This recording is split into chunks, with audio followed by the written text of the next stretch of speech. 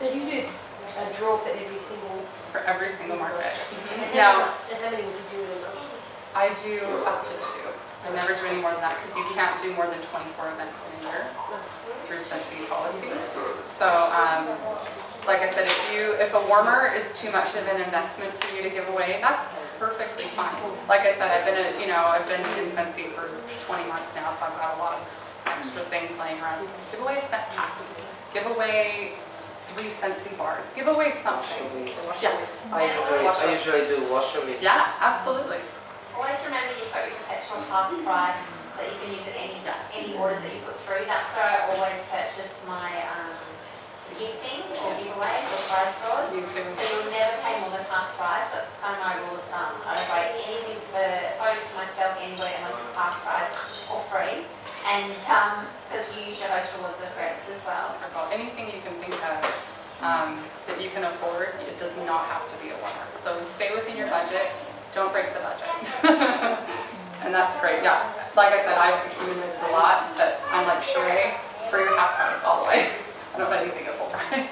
So do you, when you do the draw, do you then contact the people that didn't win? Yes, I do. Or do you get into that? Yeah. Okay. Here's what I do so that people remember this face. I always have somebody take a picture of me at my booth, or my stall, whatever I'm doing. I always have somebody take a picture of me with my stock at that event. So this is what my stall looks like. I then email everybody who I've gotten to contact. I email my whole stack and I say, the winner is Kylie. Congratulations, Kylie. And I BCC it. I blind carbon copy it. You don't ever send an email out to everybody so that everybody can see everybody's email. Do you guys know the BCC? Yeah. I always do that. I always use that. Yeah, the blind copy. I've received emails where I haven't been able to see other people's details. And that's what it is. That's what it is. And you've I've never done it. You don't want everyone else to see yours. Yeah. So it's got 2, and it's got carbon copy CC and a BCC blind. So nobody cheats as well for 2. And that's where you just put everybody, you don't even need anything in the 2. Nope. You put them all in the blind and then I'll get it with no. So I always put a photo with the email that I include with me.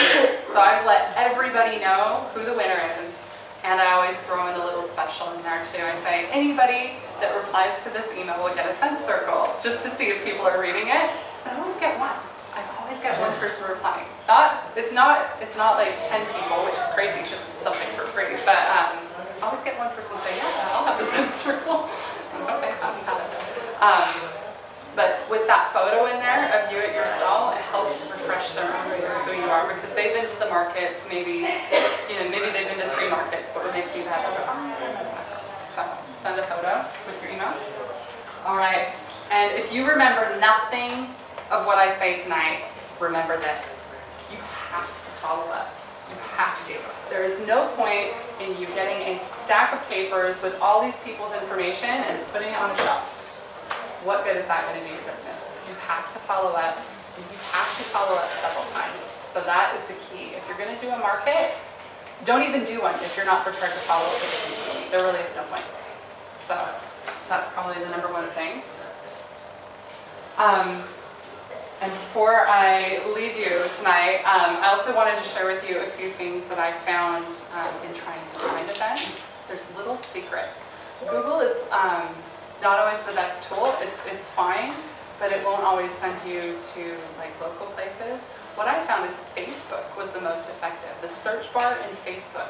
I just typed in Bribey Island Market, Bribey Island Twilight, Bribey Island, like different words from Bribey Island events. And so that way it would pull things up in my area that I had never even heard of. So use that Facebook toolbar. And then because Facebook is so smart, or maybe because Facebook is so scary, all of a sudden in my news feed, things would start popping up. This event, this event, this event. Like it would start showing me different events. You might like this event. You might like this event because I had searched for events in that area. So it knows what you're looking for. So Facebook is a very, very effective tool. And that's something I didn't know. Like I thought Google would be this, but Facebook actually was way more effective. Now make sure if it's a city that is common, like my friend lives in Cleveland, and she found all of these events in Cleveland. Ohio in America. So, so if it shares a name with a, make sure you put like England or whatever. So just make sure you refining your story. Yeah, exactly. Because she was like, I just spent an hour writing down event. Oh. And she was in Raleigh, Ohio. Whoops. So Facebook is a very effective tool. I'm trying to think of anything else. Do you guys have any questions? Do you want to do a couple of role plays? Yeah. How much is it? What's the most you pay for that? Oh, that's a great question.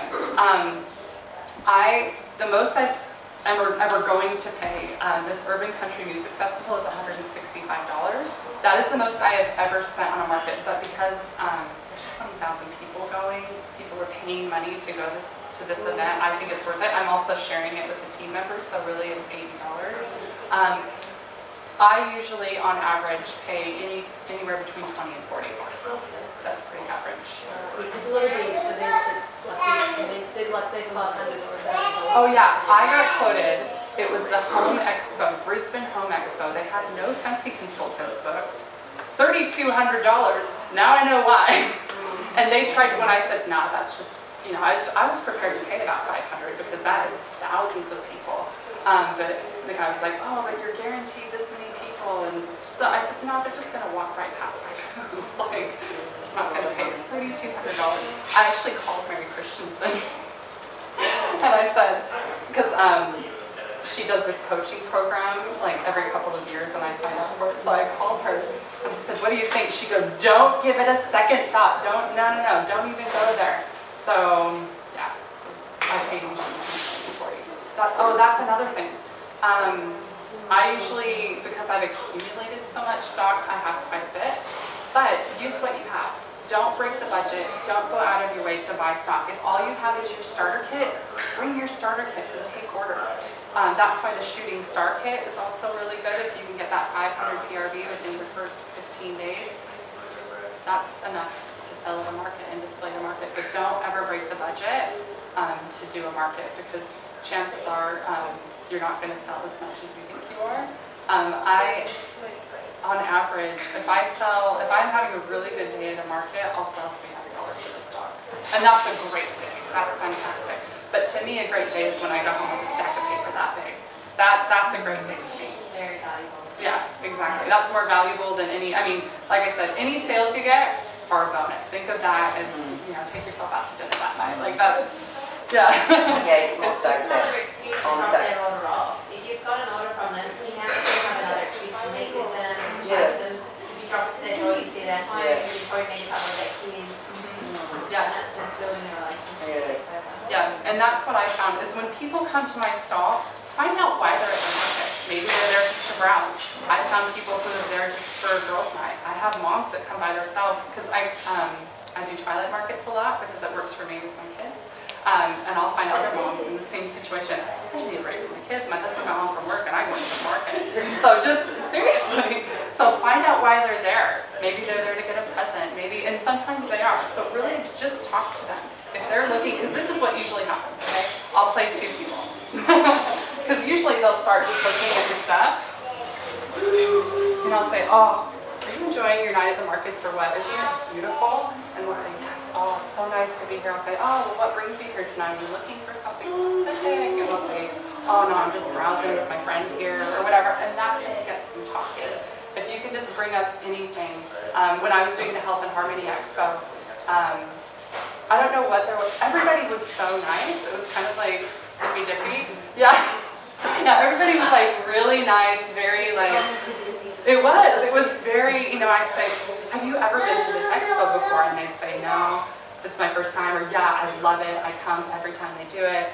And I'd say, I just love it. It's my first time and I'm having the best time. And they just connect with them. Just start talking to them about why they're there, what they're looking for. And if you can remember that, they'll start talking about how they love giraffes or how they love teapots. That's another thing about our products, is especially that teapot.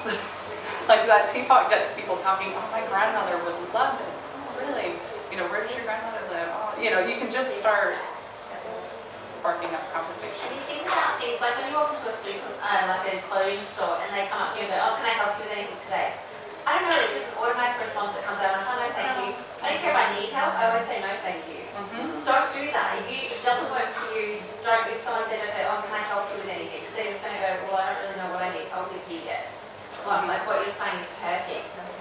like we did at the start, we network, ask questions, talk to them, try and find something to connect on first.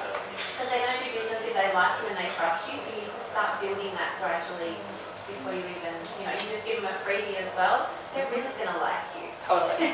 Another thing that I've done before is guess the fragrance. I'll just have 3 fragrances sitting out, and I'll say, you have to play my guess the fragrance game. And they'll go, what? Because once again, people don't understand my accent. So I'm playing, I'm having a draw tonight. If you can guess the fragrance, you get a prize or something like that. So, just put 3 fragrances out. Get people talking, get people smelling, because that's what we need. Once we get our product under people's noses, they buy it. And that's kind of the key, and that's why I give away samples. Get it in their noses, those washer whips. Get it in their washing machine. Have it sit in the bottom of their purse to make their purse smell good. Something. Just get Scentsy under their noses. Something. What I do is I have a Jane warmer, or you could even use the gallery warmer. Not the black one, but the white one. Yeah, the Jane. This is it. Can I touch it? Yeah. Just don't break it. No, I won't. I'll buy you a new one. I do. Actually, I'll buy one from you. Give you some PRV. No, what I find is the square lids work the best. If you try to pour samples with this, it goes everywhere. So I found with the square lid, the Flare has a square lid, this has a square lid. Just pour it like that. So melt the wax in your warmer, because if you stick it in the microwave, it's going to get rid of some of the smell. I'm not looking at anybody.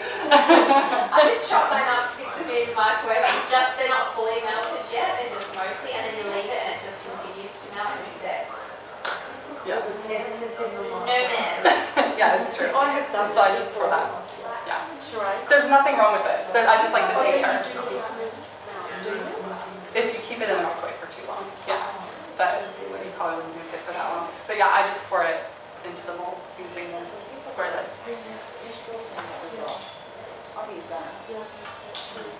Yeah, what I always try to do is I always try to picture what I would want on the other end. Just like Sherah said, you don't want people, can I help you with something? No, all right. Just. Yeah, it's like the quickest way to send them away. Yeah. Can I ask you a question which gets asked all the time? Insurance. How much do you pay for that and where do you look? I don't remember if I paid $60 or $80, but Fenton Green is, they actually have like a Scentsy plan. Covers you, like you. Can you spell that for us? Fenton Green. I got quotes from Amy. I got quotes from, I don't remember all the other places, but Fenton Green. And that's 12 months, correct? 12 months. I don't remember if it was 60 or 80, but either way, that's a killer deal. Where do And you the sell it? FENTON Green, GREEN.com. I know, sorry. But all the, what do you mean? Sorry.